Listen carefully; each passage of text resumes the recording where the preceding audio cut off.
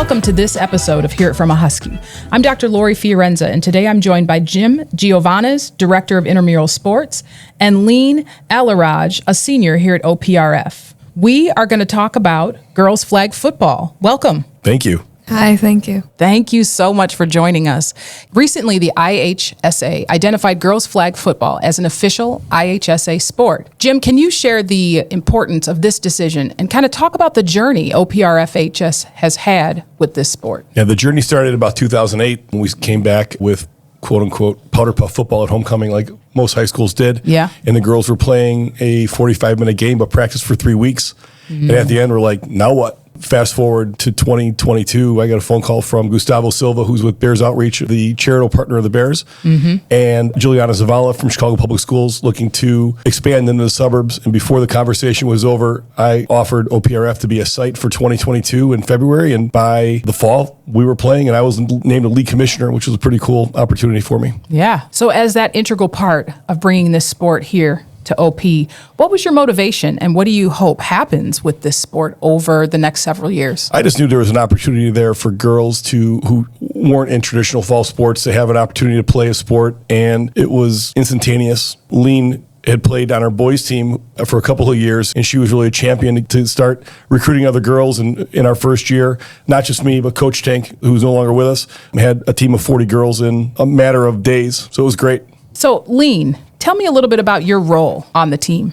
The past 2 years on the girls' team, I was lucky enough to play a little bit of a leadership role since I was one of the only people to have had experience playing flag football. So I was kind of able to share my love for the game with other girls. And I was still learning. I was by no means any expert, but learning on my own, teaching my teammates, bring them up alongside with me, and just kind of striving for the success of a new program together. That was kind of my main goal. Yeah. What drew you to flag football? Flag football it's a very intense sport. It's very competitive. It's very fast-paced.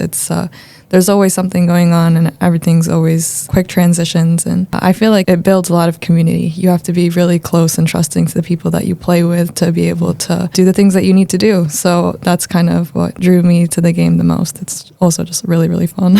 So what do you think about the IHSA approving this sport to be official? I think that it's a very important step. There is going to be no excuse for anything at all to not afford girls flag football the same opportunities as other sports at any school now. Like, you can't be denying girls flag football field space or buses or any kind of resource that they need now that it's an official sport. And I'm hoping that giving girls flag the spotlight that it deserves will encourage other girls to take that step, to take that leap, to try something new with the support of the school and the high school commissions.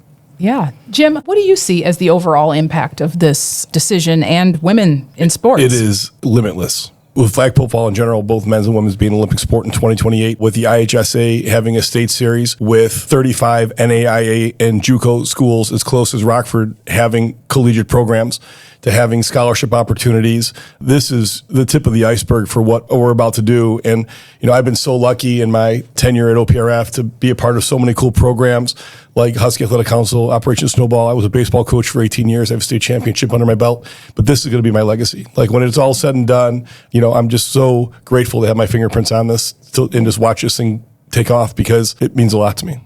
Thank you so much. That's really wonderful. What do you think the potential is for other students? Like, what can this do for a student who maybe doesn't have a place? Again, the resources that Leen spoke about are going to be endless. Number one. Number two, it doesn't cost anything. Like, we have all of our equipment. NFL Flag is all in on donating flags. USA Football is in.